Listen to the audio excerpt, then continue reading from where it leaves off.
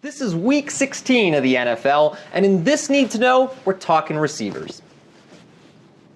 Knowing which receivers are chalk really depends on whether you're playing DraftKings or FanDuel. So I'll point out a few guys based on site. On DraftKings, cheap guys like Robbie Anderson and Dante Pettis will draw plenty of ownership. They've both had tons of targets and production in recent weeks, and Anderson feels especially hard to fade with his matchup and volume against the Packers. Because receiver is such a volatile position, my feeling is to be underweight on any high-owned option who isn't absurdly mispriced. Meanwhile, on FanDuel, the chalky receivers are marquee names like Julio Jones, Deandre Hopkins, and T.Y. Hilton. I mention these three because they're all coming off strong outings and priced near their season high.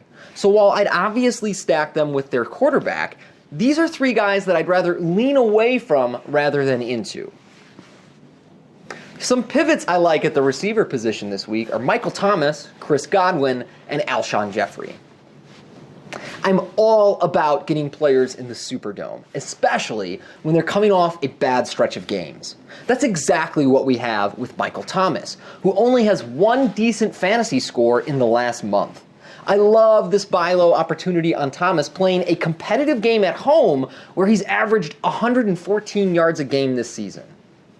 As always, my interest in Chris Godwin hinges on the availability of Deshaun Jackson. Assuming Jackson plays, neither he or Godwin are worth considering. But if Jackson sits one more week, I like Godwin's chance at rebounding after a zero-target game in Baltimore.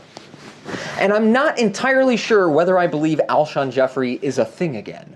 But over the last 2 weeks, he's been a key part of the Eagles' offense. New/old starter Nick Foles seems to focus on Jeffery. Houston has been weaker against boundary receivers, and an underwhelming season has kept his price down.